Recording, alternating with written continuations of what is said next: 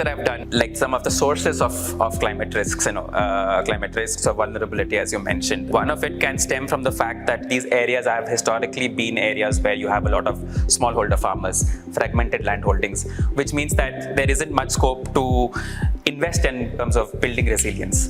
So even solutions some of the previous speakers have spoken about, whether it is infrastructural solutions like building storage facilities or processing facilities like dryers, are not things you would typically have smallholder farmers being able to have the capability to be able to invest in. But if you have solutions, or if you have able to nudge them in a direction of sort of collectivization in terms of forming farmer-producer organizations, then you kind of introduce a certain economy of scale where they can make some of these investments viable. The other is in terms of just access to information. So like some of the climate data analysis which I've been involved in doing, it shows that like one of the key risks that are emerging is late monsoon rainfall. Like what we have seen it even in this year, the fact that at the start of the monsoon it was a weak kind of a monsoon, and then it picked up later, and September, October has been extremely wet across large parts of the country. Now this is a very key time for the rain, particularly because this is the time when the kharif crop, which has been sown in say June or so, is ready for harvest.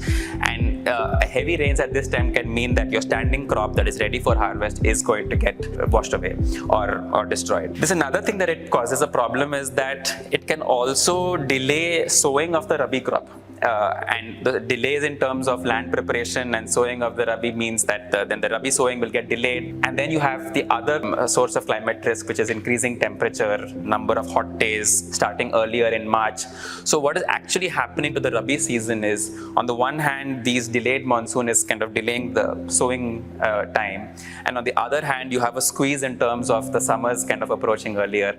So the optimum growing period is reducing. So again, these are areas where some of the adaptation solutions, some of the potential way out that is emerging is in making such investments in terms of these mechanical harvesters, what could help sort of get some of these crops off the ground soon, storage facilities, investing in processing. So even if your chilies go bad or your tomato goes bad, if you're able to process them into chili powder or tomato puree or something, you're able to salvage something out of that. So these are some of the ways, adaptation measures that are emerging.